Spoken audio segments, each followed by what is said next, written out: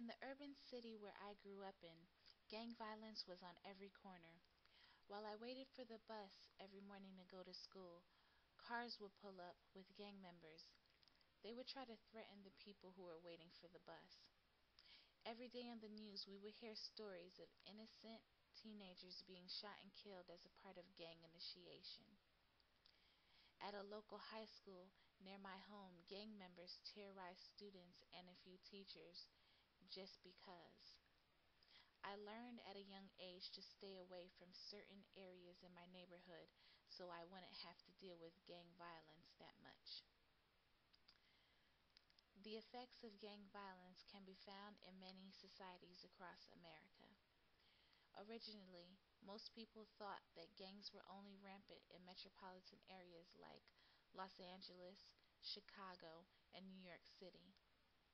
But over the past couple of years, there has been an increase in gang activity in small towns across the South and Midwest.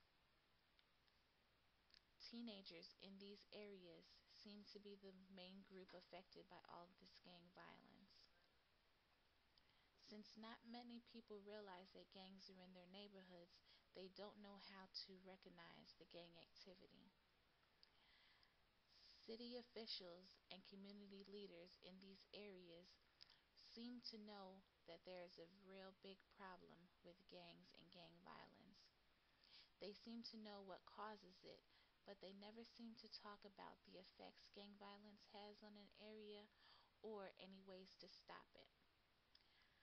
I think that the community as a whole can counter gang violence if everybody in that community starts to work together.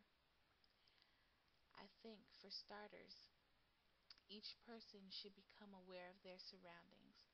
When they see a group of teenage boys or young adults just huddled around together, they should ponder to themselves, what are they doing? Are they up to trouble, or are they just hanging out? For the most part, you'll find that these teenagers are up to no good. When they see things like this, they should definitely let the police know about it. People in the community should try to get together with each other and have town meetings so that they can brainstorm for ways to stop the gangs in their area. They can also involve the media, the police, and of course the city and community leaders.